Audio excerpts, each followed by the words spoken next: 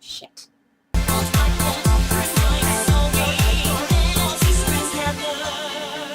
Hey guys, convention season for me is winding down now, which means hopefully I actually have some time to do some vlogs again, and sewing and crafting and building and props and games and, all that stuff.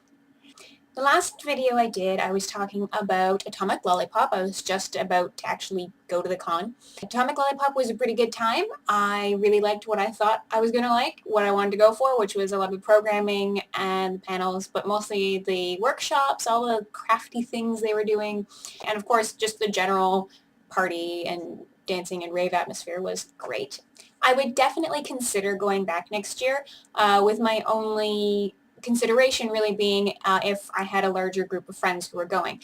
I did have a handful of friends who were there, and I got to hang out with them a little bit, but between going to all the different panels, it was hard to really coordinate with such a smallish group. And the thing with Atomic Lollipop is, I don't want to say there's a large age gap, but definitely a noticeable age gap between myself and the majority of attendees, so it's a little harder just to make friends there and to hang out with people. So yeah, next year, maybe some more of my friends will be there and we can hang out and party for the weekend. One thing, which is kind of dumb, but something I liked about Atomic Lollipop was their program book. I loved it because it is so simple. There we go. That's front. And let's see. Open it up and you have everything here. You've got the grid, which is all color-coded. You have other listings for activities. You have your map. You've got all the other information, what you need, hours, and on the back, there's very small print, but it is a listing of the description of all the panels, and that's it. That's all you really need, and that's what they gave us, and it's fantastic because this can go in a bag, it doesn't get lost, you're not searching through 20 pages for the one thing that you want to find. Good job with the program book, guys. I love it. I didn't actually take any photos or videos at the con, and I didn't cosplay myself, so that's pretty much my coverage for Atomic Lollipop. Yay! Moving on, Con Bravo was the next con, and I sat in on a vlog with Witless on a Retangent channel, so I'll link to that. We discussed our sort of a review of Con Bravo, so all the panels I did and that kind of stuff there. I wore Fluttershy, and I wore my Splicer costume, so similar to Anime North. Friday was just, I said I was dressed as a Venture Brothers fangirl because I was wearing my Wonder Boy mask, for an example, for my foam workshop, which was that night, and a Venture Brothers t-shirt, and it's just super duper chill.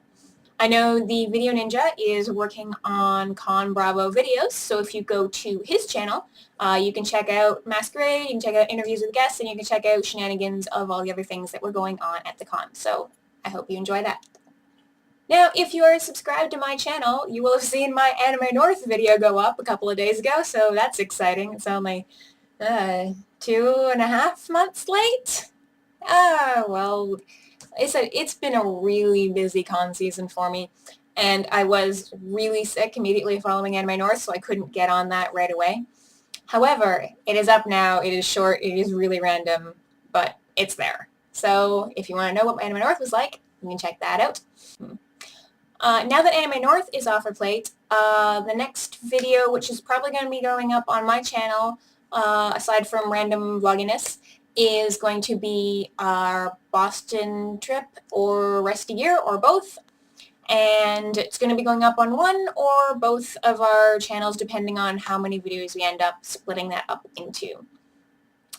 And as I said, convention season is winding down for me in that cons are over until at least late September, probably October, so I get to have a nice break, and I'm really looking forward to just relaxing and hopefully actually getting to work on costumes.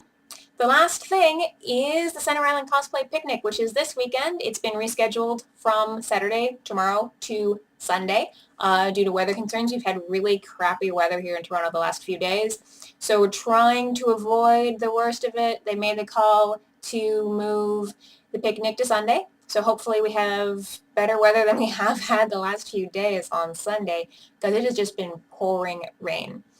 As for my cosplay for the picnic, I was planning to wear my Katamari cousin, Mag, which I had at Anime North. However, well, I was cool with it in the heat, and I was planning to be able to wear it in the heat at least for a couple hours, because I think it'd be really fun to run my Katamari cousin around Center Island and Centerville.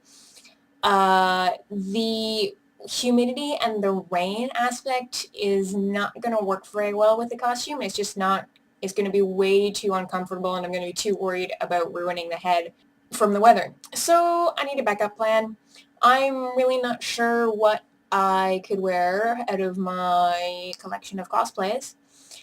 If I manage to clean up my sewing area tonight, which, let's be realistic, I probably won't, I'm thinking that since tomorrow is now free, since the picnic's been moved to Sunday, I might try and make something from scratch. Maybe.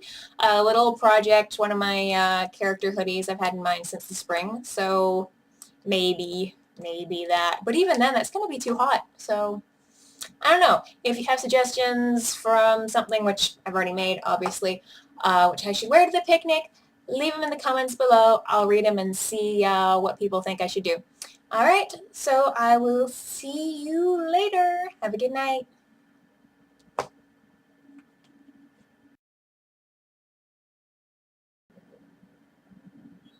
I really need to figure out a better lighting video setup so I'm not stuck using my webcam and these chromy lights. Ugh.